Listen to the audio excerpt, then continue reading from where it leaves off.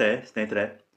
ಈ ಮನುಷ್ಯನಿಗೆ ಹೇಗೆ ಭಗವಂತ ಬುದ್ಧಿ ಅನ್ನೋದು ಇಲ್ಲ ಜ್ಞಾನ ಅನ್ನೋದು ಎಲ್ಲರಿಗೂ ಕೊಟ್ಟಿರ್ತಾನೆ. ಆದರೆ ನಾವೇನು ಮಾಡ್ತೀವಿ, ಅದನ್ನ ಹೇಗೆ ಉಪಯೋಗಿಸ್ಕೊಬೇಕು ಅನ್ನೋದನ್ನ ನಮ್ಮೊಳಗೆ ನಾವು ಅರಿಯದೇನೆ ಹೊರಗಡೆ ನೋಡಿ ಪ್ರಪಂಚ ನೋಡಿ ಕಲಿತೀವಿ. ಅದೇ ರೀತಿ ಸೃಷ್ಟಿಗೂ ಸಹ ವೇದಗಳನ್ನ, ಉಪನಿಷತ್ತುಗಳನ್ನು ಕೊಟ್ಟಿದ್ದಾನೆ. ಅದನ್ನ ಯಾರ್ಯಾರು ಯಾವ್ಯಾವ ಥರ ಓದಿದ್ರು, ಅರ್ಥ ಮಾಡ್ಕೊಂಡ್ರು ಅನ್ನೋರು ಅವ್ರು ಚೆನ್ನಾಗಿದ್ದಾರೆ.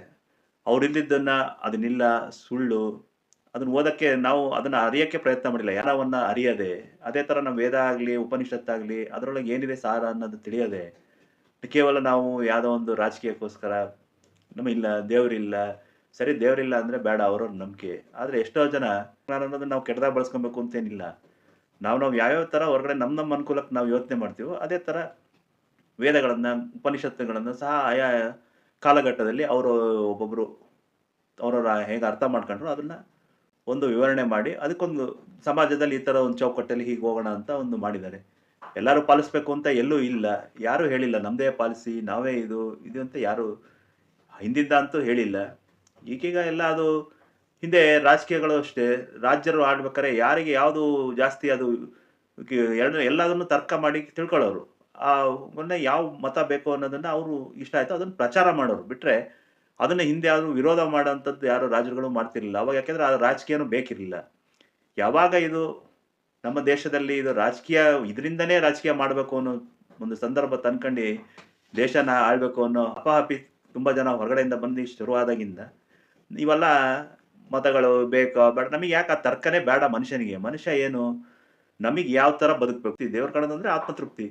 ಈ ಆತ್ಮತೃಪ್ತಿ ಅನ್ನೋದನ್ನ ನಾವು ಹೇಗೆ ಅಂತ ನಮ್ಮೊಳಗೆ ನಾವು ಅರ್ಥಕೊಳ್ಳದೆ, ಯಾರೋ ನೋಡ್ಬಿಟ್ಟು ಅವ್ರು ಯಾರೋ ಚೆನ್ನಾಗಿದ್ದಾರೆ, ಇವ್ರು ಯಾರೋ ಮಾಡ್ತಾರೆ, ಇವ್ರು ಏನೋ ಅನುಕೂಲ ಕೊಟ್ಟಿದ್ದಾರೆ, ಇವ್ರು ಯಾವ್ದೋ ಇಲ್ಲ, ಅವ್ನು ಮಾಡ್ತಿರೋ ಸರಿ ಇಲ್ಲ, ಇವ್ನು ಮಾಡ್ತಿರೋ ಸರಿ ಇಲ್ಲ ಅಂತ ನಾವು ಈ ತರ ತರ್ಕಗಳನ್ನು ಮಾಡೋದು ನನಗೇನೋ ಇದು ಸಮಂಜಸ ಅಂತ ಅನ್ಸಲ್ಲ. ಇದು ನನ್ನ ಅಭಿಪ್ರಾಯ. ಯಾಕೆಂದ್ರೆ ಇವಾಗ ಎಲ್ಲ ನಡೀತಾ ಇರೋದು ರಾಜಕೀಯ. ಯಾವಾಗ ಹಿಂದೆ ನಾನು ನೋಡ್ತಿದ್ದಂಗೆ ಇತಿಹಾಸಗಳಲ್ಲಿ ಹೋದ್ರೆ ಅಶೋಕ ಚಕ್ರವರ್ತಿ ಅವನು ಬುದ್ಧಿಸಮನ್ನ ಇಷ್ಟಪಟ್ಟಿದ್ರೆ ಅವನ ಮನ್ಸಿಗೆ ಆ ಟೈಮಲ್ಲಿ ಬೇಕಿತ್ತು, ಪಟ್ಟ ಅದನ್ನ ಪ್ರಚಾರನೂ ಮಾಡ್ದ. ಹಾಗಂತ ಬೇರೆಯವ್ನ ಯಾವನ್ನು ಅವ್ನು ತಿರಸ್ಕಾರ ಮಾಡಕ್ ಹೋಗ್ಲಿಲ್ಲ. ಅದೇ ಥರ ನೆಕ್ಸ್ಟ್ ಬಂದವರು ಅಷ್ಟೇ, ಗುಪ್ತರಾಗಲಿ ಯಾರೇ ಆಗಲಿ ಅವರು ವೈದಿಕ ಧರ್ಮನ ಮಾಡಿದ್ರು. ಅವರಿಗೆ ಅದನ್ನ ಇದು ಮಾಡಿದ್ರೆ ಹೊರತು ಬೇರೆ ಅದನ್ನ ಯಾವುದನ್ನು ಅವರು ಹೇಳಕ್ಕೆ ಹೋಗ್ಲಿಲ್ಲ.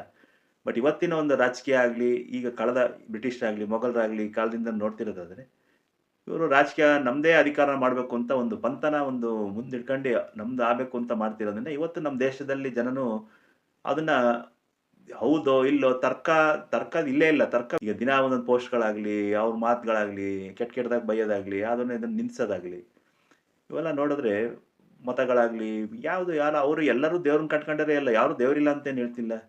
ಮುಸಲ್ಮಾನರು ದೇವ್ರಿಲ್ಲ ಅಂತಿಲ್ಲ, ಕ್ರಿಶ್ಚಿಯನ್ನು ದೇವ್ರಿಲ್ಲ ಅಂತಿಲ್ಲ, ಯಾರು ಇಲ್ಲ. ಅವ್ರವ್ರ ದೇವ್ರನ್ನ ಅವ್ರವ್ರು ಕಂಡ್ಕೊಂತಾರೆ. ಆದ್ರೆ ಇಲ್ಲಿ ಸಮಸ್ಯೆ ಇನ್ನೊಬ್ಬ ದೇವರಿದ್ದಾನೆ ಅಂತ ಹೋಗ್ತಾ ಇದ್ದಾನೆ ಅಂದ್ರೆ ಅವನ ಆಚರಣೆಗೆ ನೀವು ಇನ್ನೊಬ್ರು ಇಲ್ಲ ಅಂತ ಅದನ್ನ ಎಳೆಯೋದು, ಇಲ್ಲ ಅವ್ನು ಇಲ್ಲ ಅಂತಿದ್ರೆ ನಾವು ಇದೆ ಅನ್ನೋದು, ಇದು ಬೇಡ ಅಂತ ಅದನ್ನ ಯಾಕೆ ನಿಂದನೆ, ಪರಸ್ಪರ ನಿಂದನೆ ಯಾಕೆ ಅಂತ ಒಂದು ನನ್ನ ಅಭಿಪ್ರಾಯ.